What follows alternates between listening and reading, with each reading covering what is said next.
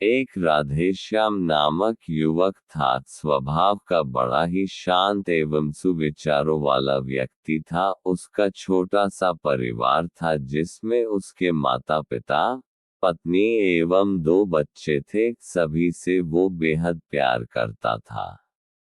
इसके अलावा वो कृष्ण भक्त था और सभी पर दया भाव रखता था, जरूरतमंद की सेवा करता था, किसी को दुख नहीं देता था। उसके इन्हीं गुणों के कारण श्री कृष्ण उससे बहुत प्रसन्न थे और सदैव उसके साथ रहते थे। और राधेश्याम अपने कृष्ण को देख भी सकता था और बातें भी करता था। इसके बावजूद उसने कभी ईश्वर से कुछ नहीं मांगा। वह बहुत खुश रहता था क्योंकि ईश्वर हमेशा उसके साथ रहते थे, उसे मार्गदर्शन देते थे। राधेश्याम भी कृष्ण को अपने मित्र की तरह ही पुकारता था और उनसे अपने विचारों को बांटता था। एक दिन राधेश्याम के पिता की तबीयत अचानक खराब हो गई। उन्हें अस्पताल में भर्ती किया गया।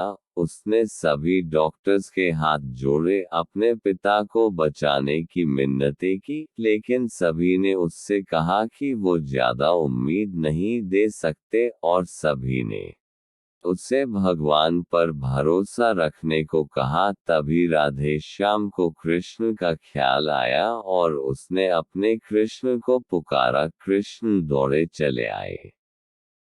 राधेश्याम ने कहा, मित्र, तुम तो भगवान हो, मेरे पिता को बचा लो। कृष्ण ने कहा, मित्र, ये मेरे हाथों में नहीं है, अगर मृत्यु का समय होगा तो होना तय है। इस पर राधेश्याम नाराज हो गया और कृष्ण से लड़ने लगा। गुस्से में उन्हें कोसने लगा। भगवान ने भी उसे बहुत समझाया पर उसने एक ना सुनी। तब भगवान कृष्ण ने उससे कहा, मित्र, मैं तुम्हारी मदद कर सकता हूँ, लेकिन इसके लिए तुम्हें एक कार्य करना होगा। राधेश्याम ने तुरंत पूछा, कैसा कार्य?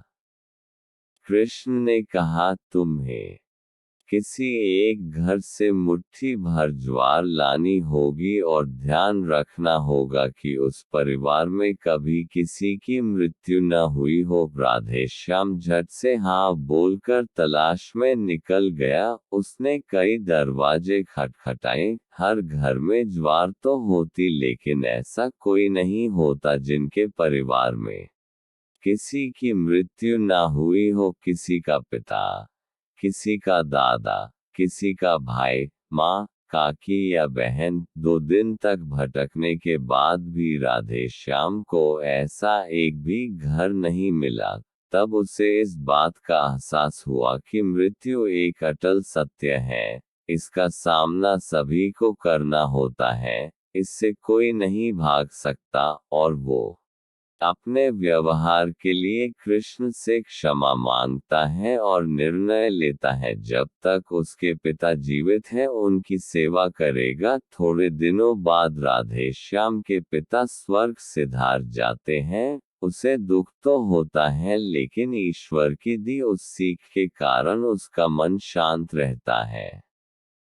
दोस्तों, इसी प्रकार हम सभी को इस सच को स्वीकार करना चाहिए कि मृत्यु एक अटल सत्य है। उसे नकारना मूर्खता है। दुख होता है, लेकिन उसमें फंस जाना गलत है, क्योंकि केवल आप ही उस दुख से पीड़ित नहीं है, अपितु संपूर्ण मानव जाति उस दुख से रूबरू होती ही है। ऐसे सच को स्वीकार कर आगे बढ़ना ही जीवन है।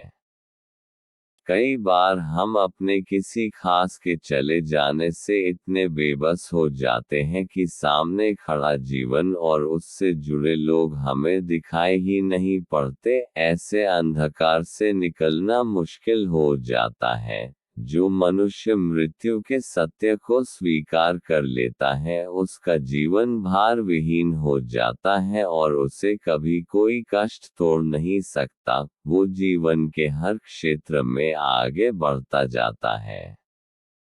धन्यवाद मित्रों, आपको यह कहानी पसंद आई होगी। ऐसी ही और कहानी के लिए हमारे चैनल को लाइक करें और चैनल को सब्सक्राइब करें।